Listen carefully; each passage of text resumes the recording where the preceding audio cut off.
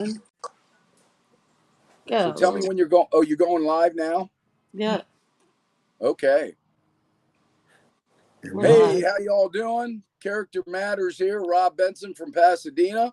We have our friends from Pennsylvania up in Chambersburg. Go ahead. Jim. Hello, Joanne. Cool. And then we have our friends from Lansdowne, Maryland. And that's Gordon. And Jess. Very nice. Woo. And we're David from Annapolis is en route and will be popping in when he gets here. Anyway, so this week we're going to look at, we've been wrestling for about a month or so with the idea of loyalty and disloyalty. And today we're going to engage both sides of that discussion, if you will, and share some personal disloyal moments and kind of tear it apart a little bit more and analyze it. And then really the reason we have these discussions is so we can get real, like I can get real with me. Hopefully you're on board and you want to get honest and real with yourself. And for us, we really believe getting honest and real requires God.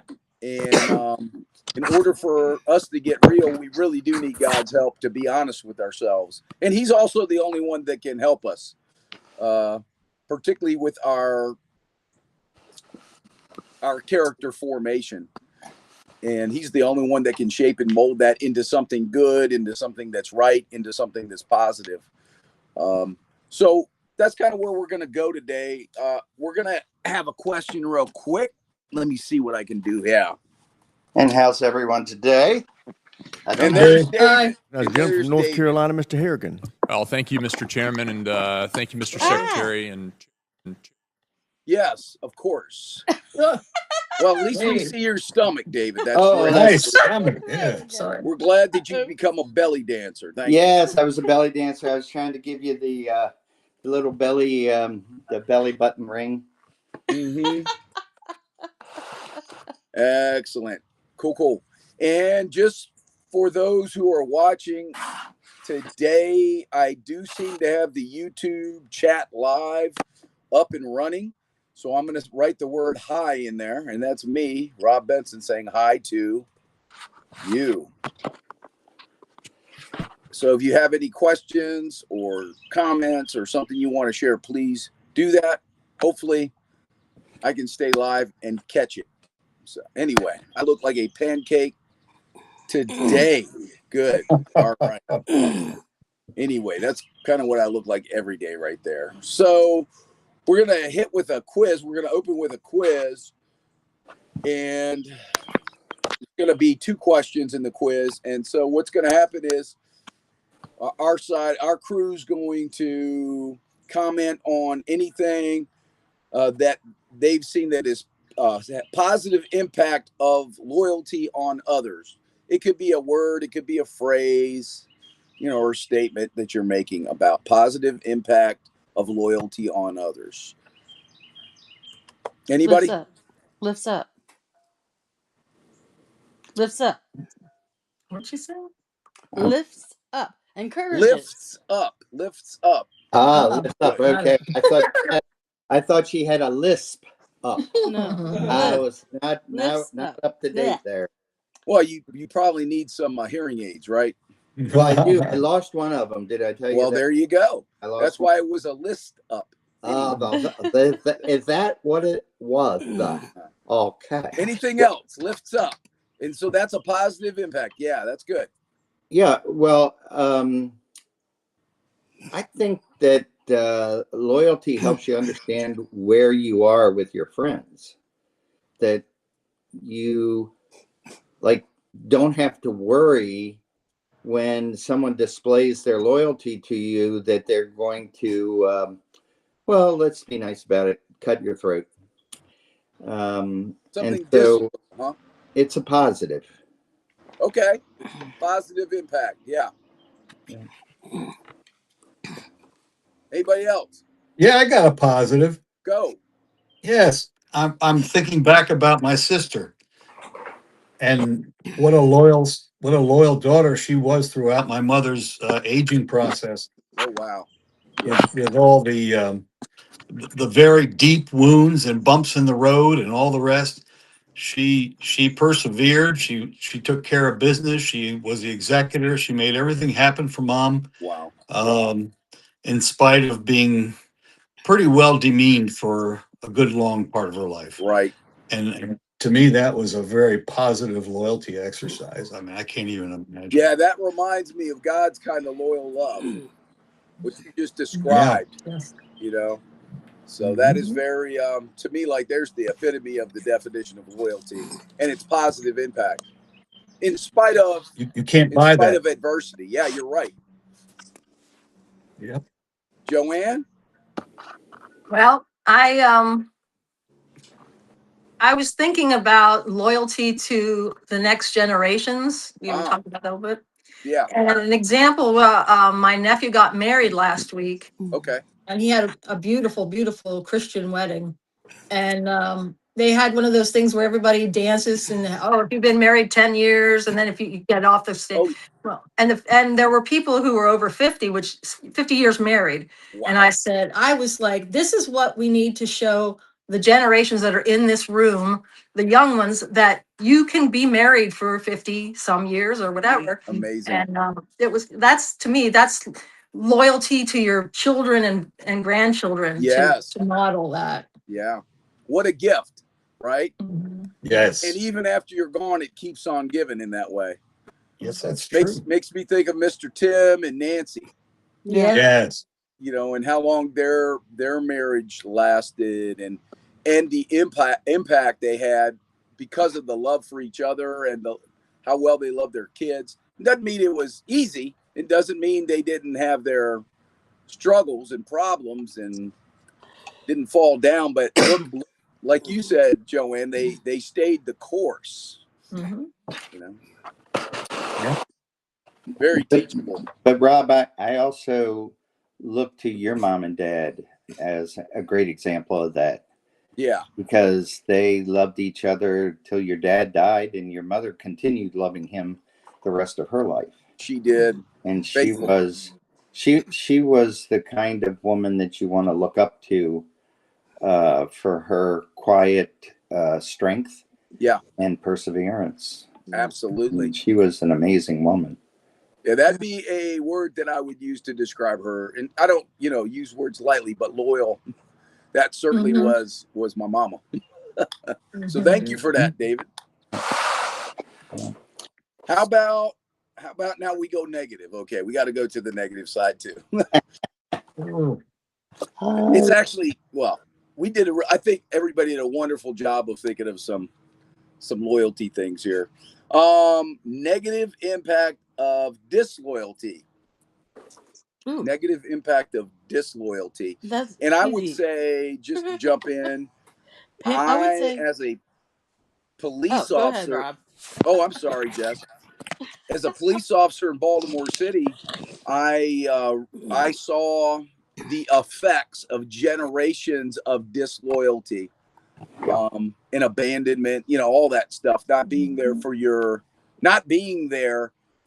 kids, if you will. And not only did I see that within family units in community, if you will, but I also saw that with the leaders of the city, how disloyal they are to the citizens, and how inattentive they are, and how they don't identify with the struggles the families are having, the kids are having on the streets, like keeping the streets safe, providing a good education. I mean, just the basics that government, when people vow to lead in government, that's the basics of what they're supposed to provide. But it looks like what they're doing is they're displaying the attitude of, I'm in it for everything I can get, because the big system is against people. So I'm going to get mine while I'm in. And that is so hurtful to the people, because the people see what their leaders are doing, and they're saying, why should I trust my leaders? Right. Why should I follow because they say something? Yes. When Dwight Eisenhower was president, not that I remember anything about that. I mean, when he said something, you freaking believed him. Yeah. Because you knew that he was giving you the straight word of advice. Yes. And yet today, when Joe Biden said something, I was like, I don't believe you, period. Right. And frankly, I don't care what ever comes out of your mouth. And then look at what his wife is doing right now. His wife is on a book tour basically saying, well, I thought my husband had a stroke when he when he went against Mr. Trump, and I was so worried about him, I decided that he needed to go to Waffle House so that he could meet a group of volunteers that would just cheer him on. Of course, she didn't quite say that, did she? Right. No, but Well, other people were questioning why she didn't, if she was that upset, why she didn't run up to the stage to get, to help him if he was really that bad off. And take him to a Everybody just kind hospital. of sat there like it wasn't happening. Exactly. But no hospital visit, no doctor visit, no nothing. And then she's like, well, you answered every question. You were there the entire debate. It's like, well, so is a dead person's, immobile body. Yeah, they're there for the whole session. And real loyalty, real loyalty is tangible. It's felt, it's seen. And what you're describing is people pronouncement of we're being loyal, and let me tell you how we're being loyal, but it's really examples of what you call disloyalty, right? Right. And a loyal person is more likely to offer of themselves to whatever the situation is. Yes. But when they're feeling like there is no loyalty coming back, they will sit reserved and inattentive to whatever is happening around them. Right. And that's what I see America doing. We're inattentive to what's happening around us. Yet we have some people screaming, this is happening, that is happening. We need to save America. But the people that just don't believe anymore in leadership, because that's ultimately what it is. It's leadership. They're not believing it. I'd like to pivot off of Dave if I could. Yeah, go, Jim, go. Yeah. Today I was searching on the devil's tool, the internet, and came across a live broadcast from a Senate committee hearing with Senator Rand Paul. I don't know if any of you saw that today. I did not. You sent it to me. Yeah, I watched it. Yeah. Senator Rand Paul was summarizing what was about to happen in there. They had a whistleblower, professional witness from the CIA. And basically, during the COVID disaster, Americans, from my experience, were told via the media, via the government, via your own family, via the academic world, all kinds of people, that this COVID thing came from some kind of animal in a wet market in China. And oh my gosh, here we go. And also we've got a vaccine here for you. It's real good, and it's going to take care of business. Yeah. And Senator Rand Paul started to dismantle that, not only historically, but currently with the evidence that's out there, including some pretty damning stuff about the National Institutes of Health, Dr. Fauci, the CDC, the FDA, the American Medical Association. Yes. I know the American Psychological Association, your academic people, people in charge of communities all over the place, saying Fauci's right and you must do what he says. Yeah. If you don't, you are not loyal to us and you're going to kill us.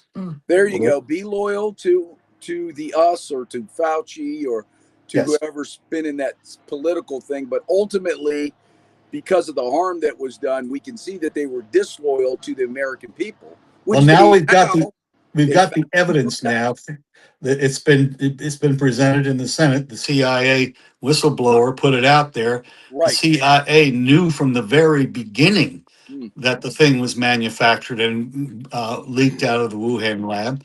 And furthermore, they also knew that there weren't good enough studies to put those vaccines out there, much less give them total indemnity from any kind of prosecution should they harm anybody. Right.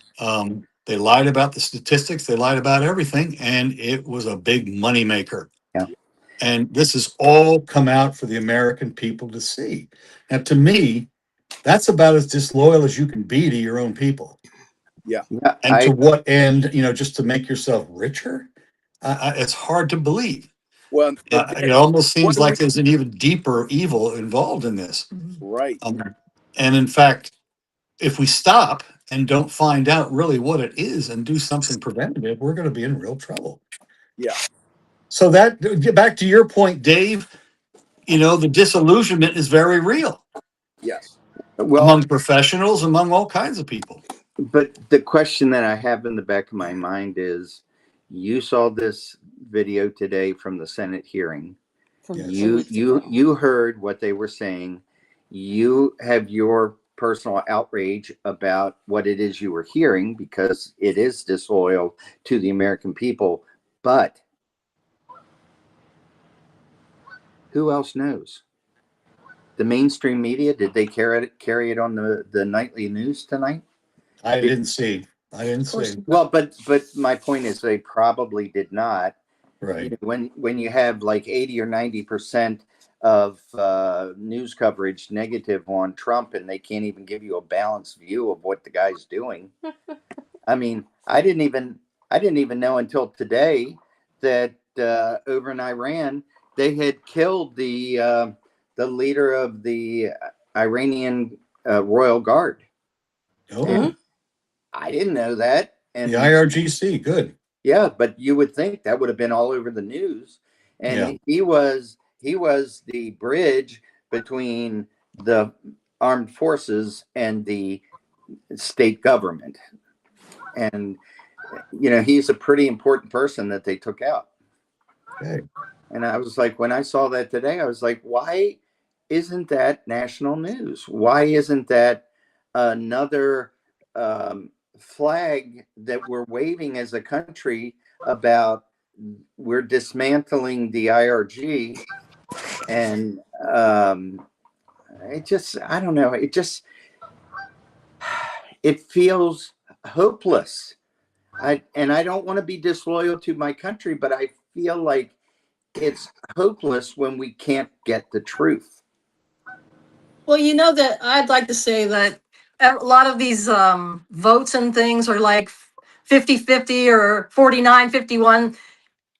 How can you tell me that those people believe every single thing in every single for example, when they have the Save America Act and they want to have IDs for voting, they say that 70+% of people in the country think that's a good idea. But 50% of the Congress is saying, oh no, we're not gonna let that go. It's discrimination. And I mean, it's like, they're not loyal to their constituents. They're not loyal to the country. They do what they want to do for their own ideology. And it has nothing to do with the truth most of the time. Right. And their loyalty lies to their ideology, their philosophy.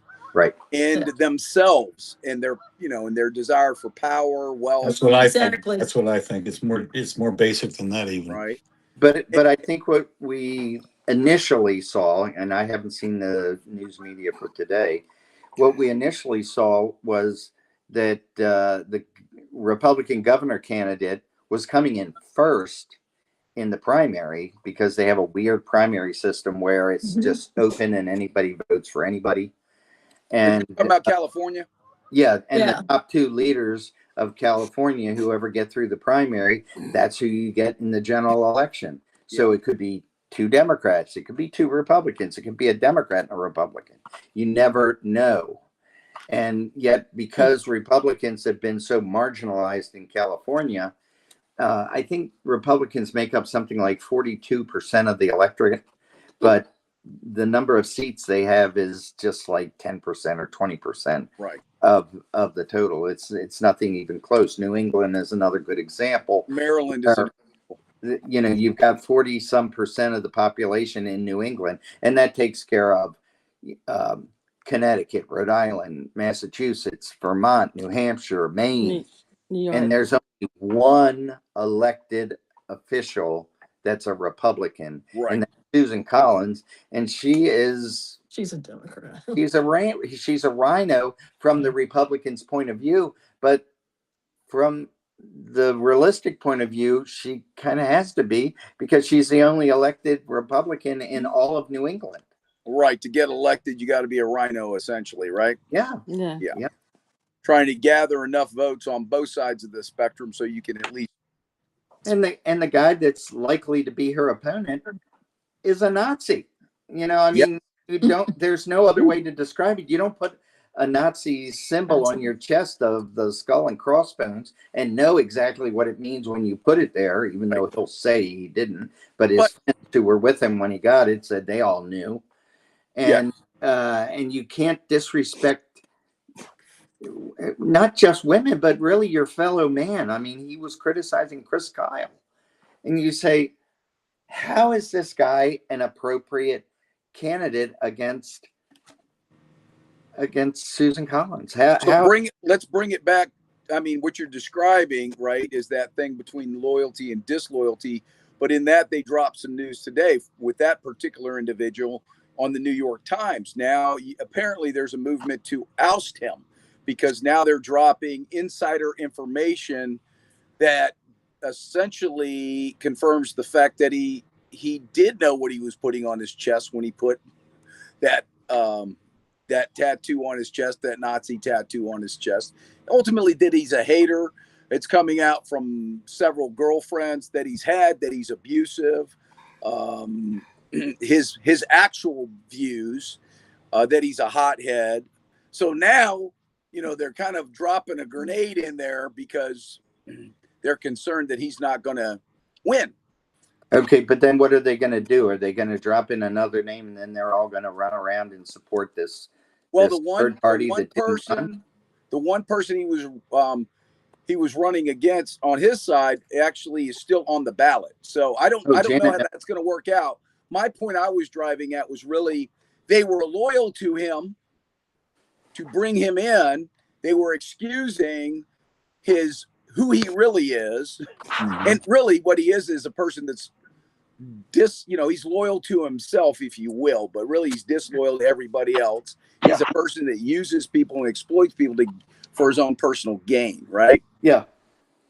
Yeah, that's pretty sad, isn't it? Well, but there's fallen humanity, right? That's where disloyalty, that's like, that's what disloyalty brings us to ultimately, right? So we're being really good about identifying the problem. But what we're not being really good about is how do we get our society beyond the problems? Because, I think you have to identify the problem. You have to understand it. I think then you have to see it in yourself. And I don't think you and me can lead anybody anywhere if I'm a disloyal person, right? Yeah, but I hear that the young generation is really coming back to the church, and even the Greek Orthodox Church is growing in America.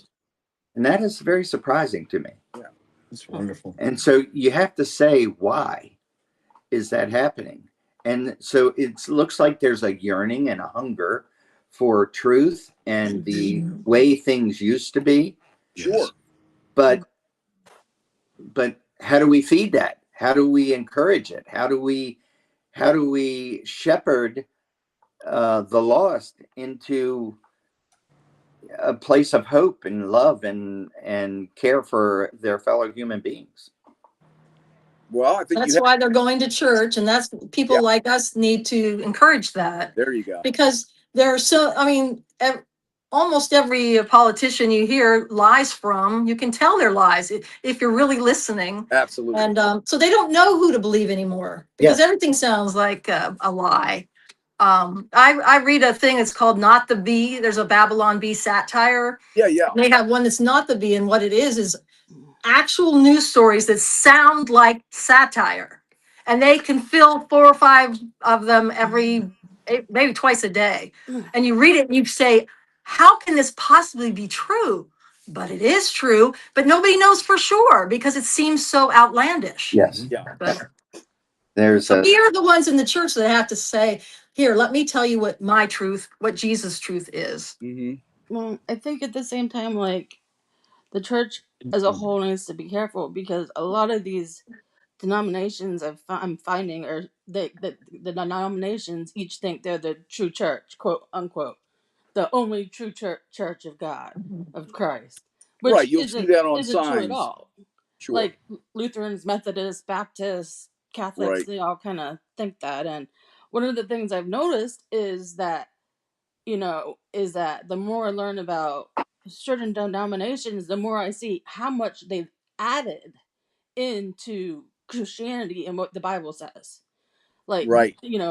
for instance, like the Catholic Church has added a ton of stuff, Sure. indulgences, and having to talk to a priest tell the priest your sins, to be Sure. forgiven, having to pay for something, and praying to Mary, worshiping Mary because she was the mother of Jesus, Right. which makes no sense.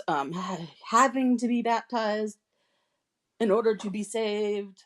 So, Jess, when you think Yeah. about that, that's a real good list. When you think about, I'll just say from a lot of times what they call dispensational churches, churches that call themselves Bible churches.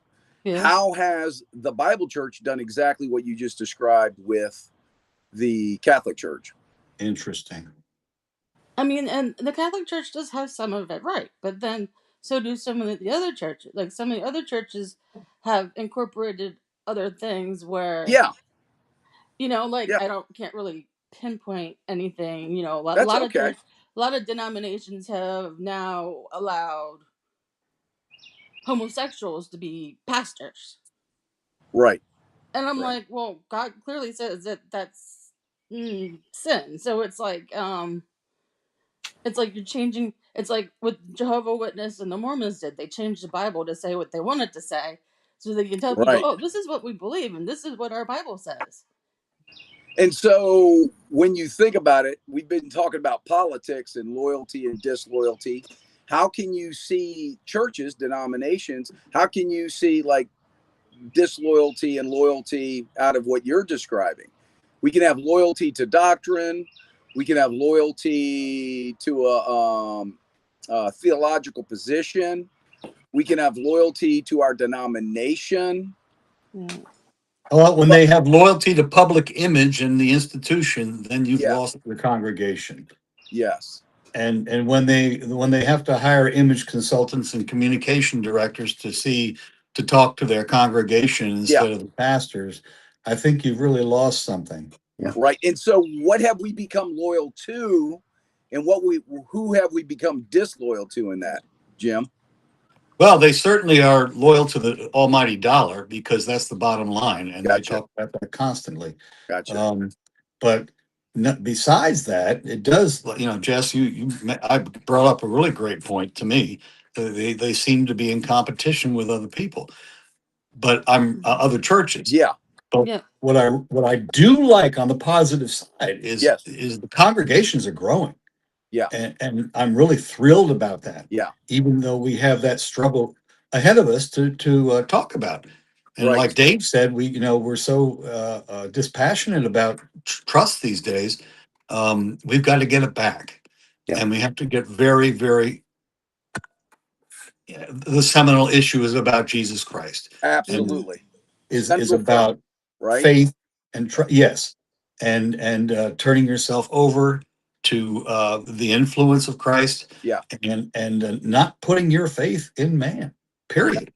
And I think that's part of why you do see younger folks moving back towards religion, Christian religion, because they are seeking truth. They're seeking a firm foundation. Yes. Because they not only do they hear and see the lying and the manipulating and the positioning and the attacking and the hate, which I think inherently in their hearts they know is wrong, because God's sown his truth into our hearts, right? True. And so there's an inherent sense that there's something wrong that's going on. But I also think the other thing that drives it is the harm that has been caused to them because we are no longer loyal to one another, right? And when I'm talking here, I'm talking about like God's kind of love here.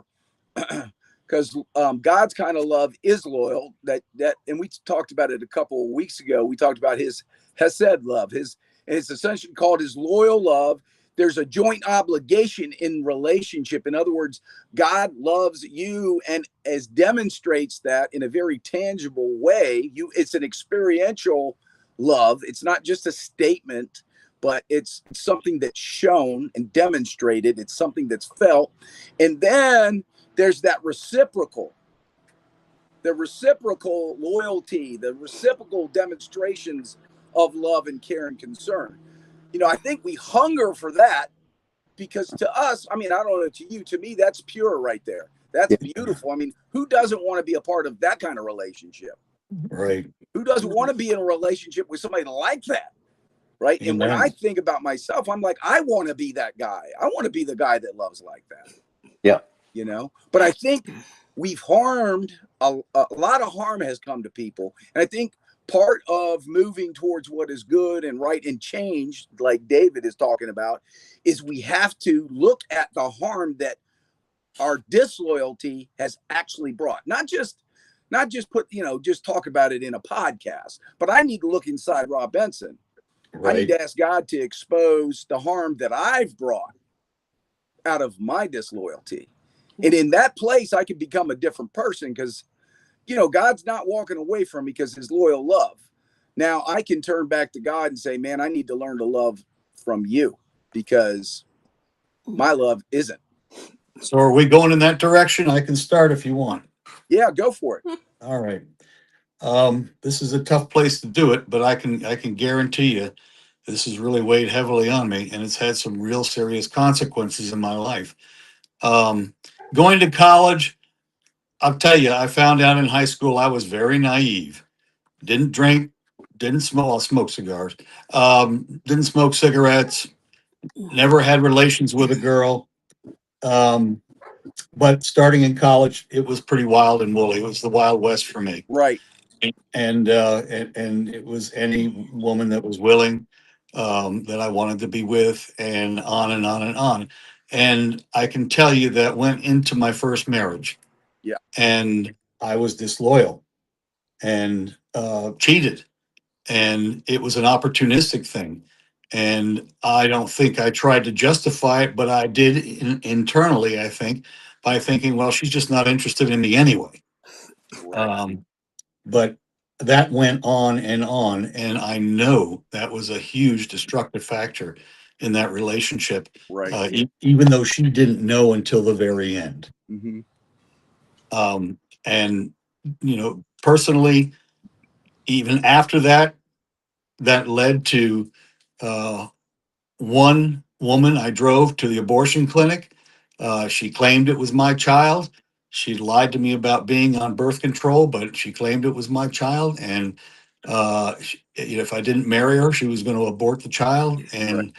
I made the choice not to marry her on top of that. Sure. So you got at least one of the 7 deadly sins, if not pride and everything else going on there. Right. And it was just about an opportunistic satisfying myself. Right. And we could call that loyalty to self, but ultimately you're actually it's destroying you. It's destroying her, obviously, destruction of the baby, but also the effects of that kind of destruction that's brought on a soul, if you will, because there's the effects after you get the divorce and you split apart. She was impacted by it, and you've been impacted by it. And of course that affects relationships that you have in the future. And with Joanne. Right. you know, and I too was disloyal to my wife. And, you know, God helped me to see the destruction in that. And that's what brought me back to him, because he exposed me to the death that I was dealing out in my heart, if you will, to my wife, and obviously to the young lady that I was quote unquote loyal to, but I was disloyal to everybody, including myself. Got it. And harmed everybody. Yeah, but the destruction goes through everybody's life. And when that happens in everybody's life, we all end up lying to ourselves. Yes. About justifying because of this, because of that. Sure. And yet that gets carried over into our day-to-day life, whether we're at work or whether with friends or whatever. We start justifying our bad behavior because, oh, well, they don't care whether I show or I don't show, or, you know, you're not doing your best because you're not doing it for God. You're doing everything for yourself. And I think that's what the young people are really trying to examine, is how is service to others better than service to self? Very good. Very good. And I think the word we have to use is, because true service comes out of a Hesed kind of love, right? Yeah. True service comes out of that place. John chapter 15, verse 13. Greater love, that's God's loyal love, his agape. This is in the Greek, this part. His agape has no greater love has no one than this, and it's what you were referring to, David, that someone lay down his life for his friends, right? Yeah. And that's one of the reasons that Memorial Day is so important to our country, because we are recognizing that these young men that went before us died for us to live free. Yes. And there's a display of loyalty. Well, you better explore that a little bit more with me, because when they went to Germany or they went to Japan, they stormed the beaches of Normandy on D-Day. They were demonstrating loyal love. Absolutely, they were. That's what I'm talking about. Yeah, and I was thinking about Memorial Day, and you know, while we say it with our mouth, are we really living it in our heart?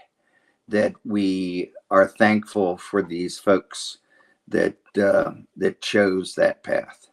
And I don't think we are. I think that it becomes a shopping holiday and a barbecue in the afternoon holiday, and there's no real discussion about what does it mean to have lost your life at 19 years old in a foreign country where you're not necessarily 100% sure what you're fighting for. I'm thinking of Vietnam in particular. Oh yeah. Well, and what you hear from a lot of soldiers is that they were fighting for one another. Yeah. Well, because they got put in that situation. But what I'm saying is, it's a demonstration of loyal love to their fellow soldiers. But is it a demonstration of loyal love to the country when our country did what they did to our soldiers in Vietnam, where it was a political war? My dad would say yes. And he was a Vietnam veteran, because the reason he signed up was for that reason. Yeah. Yeah, and then we get betrayed by our country. Well, of course. And back to loyalty and disloyalty, the importance and value of that, right? Yeah, I mean, and it's by the grace of God that the soldiers that returned. And Dave, you know, back to your point, the loyalty comes down to what the founding fathers taught us, and created this country around. The principles that we created them for are the things that we're actually fighting for, that we believe is the best for humanity. It's not for that crooked lieutenant or the politician who's selling you death, or, you know, whoever might be doing something wrong. Right. We're being loyal to the ideals that we swore to, you know, loyal to the Constitution of the United States. So how do we make loyalty important to our world? You have to be loyal. Well, I agree with that, and I try my very best to be loyal. Well, that's the only way that I think that's the only way. Each of us have a different circles that we travel in. So, Yeah. my loyalty has to be expressed in the circle that I'm in.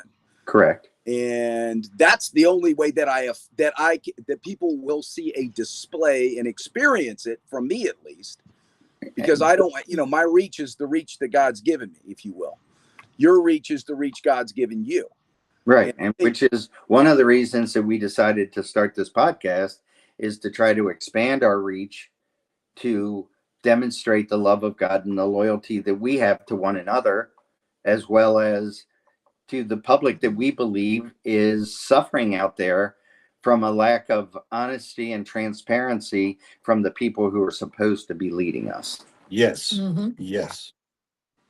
But I also think where all of that starts is in Rob Benson's heart, right? I need to sit back and I need to, with God, reflect on the life that I live day to day.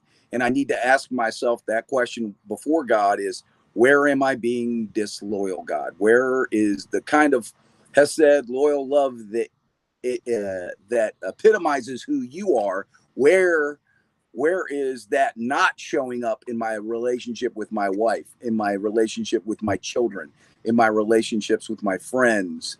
For me personally, with my relationships with the friends that I have at church as a pastor, right? When we were talking about the COVID thing Yeah, earlier on, and I think that brought up a loyalty question, yeah, because people and families, and ours is included, had completely opposite views of, again, you're not being loyal if you won't, you're trying to yeah. make me sick or whatever. And some of those things have not healed. But then the basic question is, are you more loyal to what you think, or are Your you position. loyal to your family? Yeah, And how do you differentiate that? And there's been a lot of splits that have not necessarily been completely healed. yeah. Name calling and everything else, because there's this loyalty to my country and belief and truth, and my loyalty to my family because they're my family. Right. Yeah. And I mean, I'm living the life of family members that fell apart during COVID, and because I wanted to see them, they thought I was bringing the disease with me, and they all were going to die. And So, I think they may have been using that as an excuse for right. deciding that I did not measure up to their value system. Yeah. But still, I mean, it's 6 And years. back to what you're loyal to. What are Yeah, you but loyal to? 6 years later, I haven't talked to my son and my oldest daughter at all. And I did Right. see my oldest daughter a couple of weeks ago at a baseball game for my grandson, and she acted like I was dead. Yeah. And so when I said, "Hey, I would like to talk to you," she was like, yeah. And that Right. just that What- expression, I said, well, then maybe not. Yeah. 'Cause I didn't know what else to say. Yeah. It was obvious she didn't care about who I am, and I'm her dad. Well, And and then I Go think ahead. you think about what's behind that, right? I mean, we're talking in uh, big terms like loyal, disloyal, but I think Jim jumped on that, and I think Joanne was alluding to that. You look at the sins. Why are they deadly? Right? Pride is one of the things, obviously, that is heavy duty. Something that is certainly you could see being people taking positions, if you will, with COVID. Right? When a position becomes more important than a person. Exactly. Right? Yeah, yeah, but COVID is long gone now, and so they're But hanging the pride isn't. position. Pride is not. The pride is not. Right. We still hear, we have a nephew-in-law, no, I guess that's what you'd call him. And he was totally against what our view was on COVID and, more conservative things. And he, instead of just saying, we have a difference of opinion, and we're both family members, he's like, no, you're an idiot, and I don't think you should ever talk to me again. And, Right. so again, it's like the loyalty. Just because you're my family, do I have to be loyal to you? Right. Or I have to pick God, and maybe God doesn't agree with you. So I'm going to go with God. Right.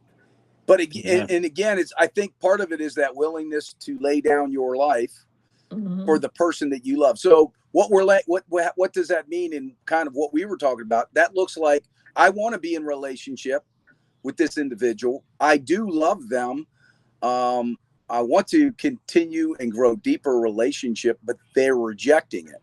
Mm-hmm. Right. So we have to lay them down, if you will, before God and just say, I'm going to be there. I'm going to love them. I'm going to pray for them. I'm here. If something happens and they need me, I'm coming. Yes. And there's you're sacrificing that Yes. relationship in a sense. Yes. Right. But that's an expression of love. You're willing to let go because you love them. You're willing to let go because you and I can't control or people. That's just, not our Right. Right. So, in John, 1 John says this, we love because he first loved us. And I really do think, Joanne, you alluded to that. So how do I become a person that's loyal? Well, I have to see how loyal God's been to me. Mm-hmm. And in seeing that, I'm going to see how disloyal I've been. Yeah. And in seeing that, I'm going to say, hey, God, I don't want to be this disloyal person anymore. I've caused all this harm, and I'm not okay with that anymore. Help me to be like you. And in that process, we surrender to loving like he loves, regardless of the cost. Mm-hmm.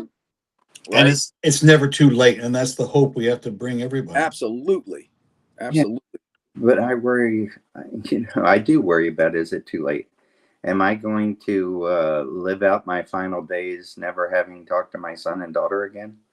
Even, it just bothers me in my heart. I don't even know what to do with it. And, while I gave my daughter a hug and told her it was good to see her, I got a dead fish back. And it's like, okay, that is a bridge that is in bad repair and needs structural work, but I don't even know what kind of work to give it.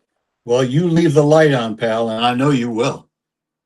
Yeah. Well, And I think the other part is remembering we do live in a fallen world, fallen people. We're part of that fallen people piece. And the reality is we want and desire, you want with your daughter, and I want with folks in my family.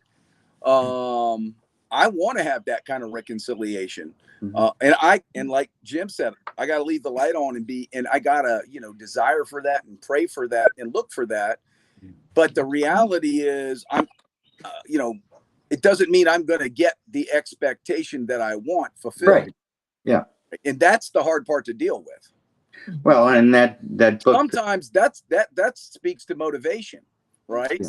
So, well, there was a beautiful scene in that book, The Shack, where Mac gets to go out into this meadow with Jesus, and he gets to meet his family that's gone before them. Right. And all the hurt from his father beating him to a point where he just left home when he was 13. Yeah. And yet their reunion was so sweet. Yep. I honestly look at that passage in that book and say, that is the hope I have to hang on to. Wow, and there's the light. And there's the light. Well, right? I can kind of speak from experience because I have a sister who wants nothing to do with me. And that happened shortly after Mom passed. And Tammy was like, I was just waiting for a reason to not have stay in touch with you. That was after I stood up to her.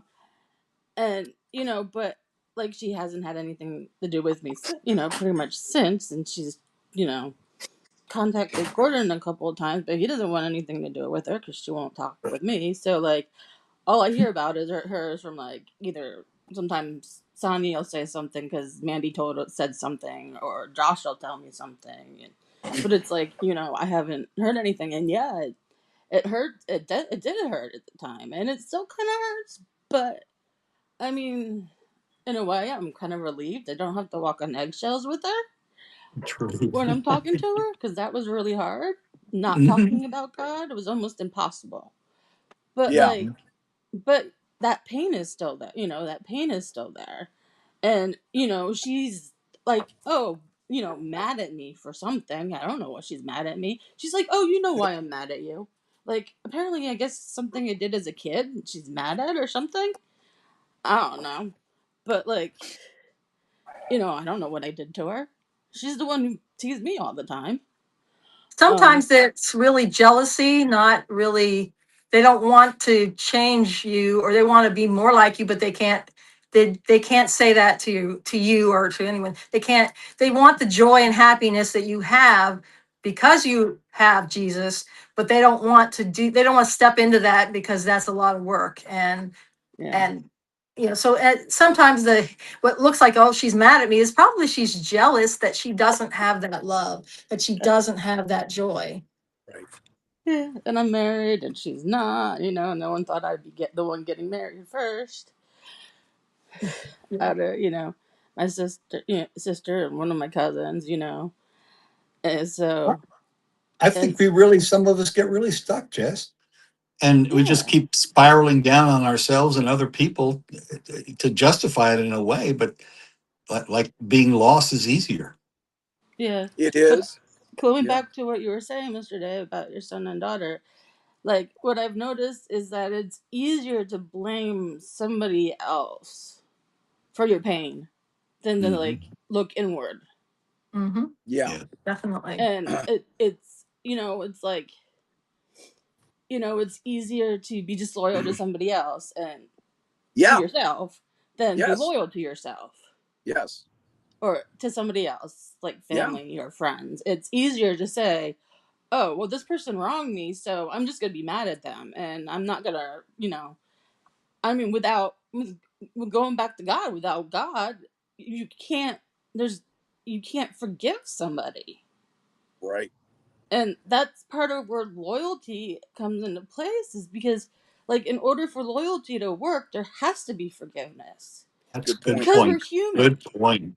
Good And point. while we're human, we're going to hurt people. Yeah. And we're going to need to be forgiven. And we're going to have to forgive others because they're going to hurt us too. And so, in Yeah. order to be loyal to anyone, you have to have forgiveness. And there's part of love, right? That Hesed love. God Mhm. demonstrated it toward us. Yes.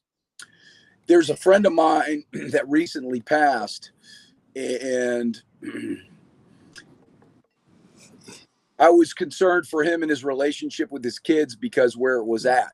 Mm-hmm. And he had divorced their mom years ago, remarried, wasn't in good relationship with his kids, wasn't there for his kids like his kids needed him to be, was focused on self, I think, which easily happens when you're looking for career and moving forward and getting what you want and having what you want.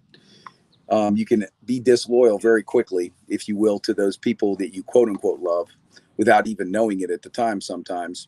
But he ended up writing some letters to his kids about a year and a half, during the year and a half before he passed. And that had, I know that had a very positive impact in their lives and in his life, even though he desired to have more with them. He did have a bit of reconciliation at the end. They were with him around his deathbed. And that doesn't mean all wounds were healed, all was forgiven, or any of that. But the beauty is they both parties, his kids and him, chose to cross the line. And there was some, hey, you know what, I was disloyal to you, and that was wrong. And I'm sorry for that. I'm going to do my best to be loyal to you. They both sides kind of did that. His kids did it at the end with him. And I think they gave him opportunities, you know, earlier on in the relationship too, to have relationship, so their hopes got dashed many a time too. But it is beautiful to see when both parties are willing to acknowledge their disloyalty and then just not settle with, well, it's okay, or making an excuse, I'm going to be disloyal because they were disloyal, whatever. Right. But they're Right. willing to they're willing to get real, get right, be truthful with themselves before God and say, I don't want this anymore. God, help me to be different. Help me to Amen. be, you know. I agree. We're wrapping it up for tonight. That was a great discussion. There's a song that some lyrics I wanted to share from a song that I heard on the radio a little bit ago, a couple of weeks ago, man, and it really was really a hard hitting song. But it's called Judas. I know we looked at the scripture last week and we talked about Judas's story. You know, there's a picture of that most people know of disloyalty, right? Disloyalty to Christ for 30 pieces of silver. Yeah. And so the song is by Joshua Queen.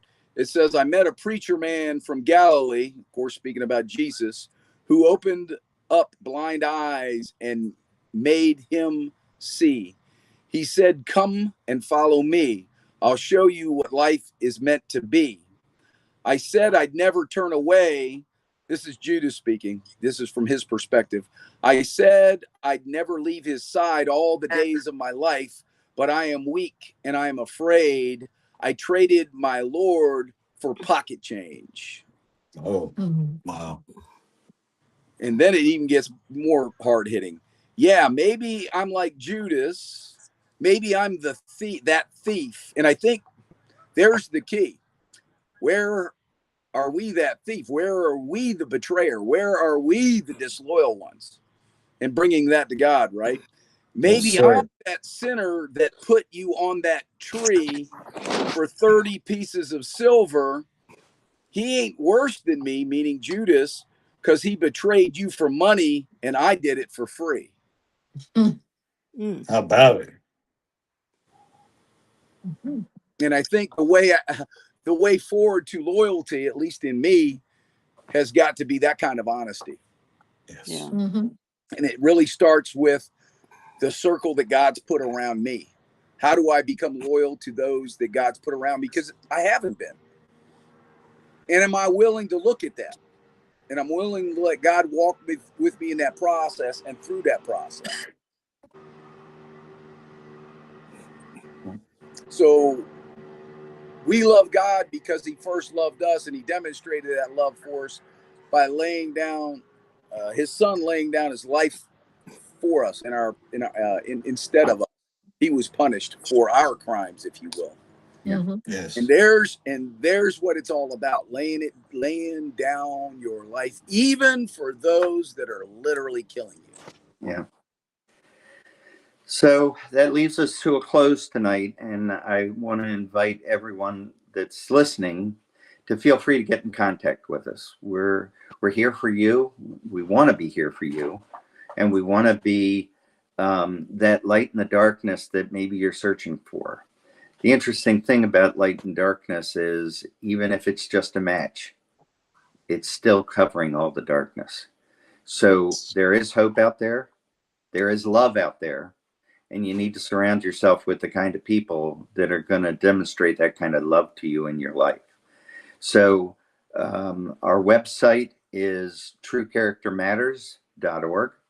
And you can reach any of us through that website or just directly David P. Mayer at truecharactermatters.org. And I will get back to you. We will get back to you. And maybe we'll even read your questions or concerns on the air. So please feel free to get to us. So we ask you to bow your head, pray for God's blessing, and pray for his divine salvation for our country. 250 years is worth celebrating. Good night. See you next week. All right. See you all later. Have a good evening. Adios.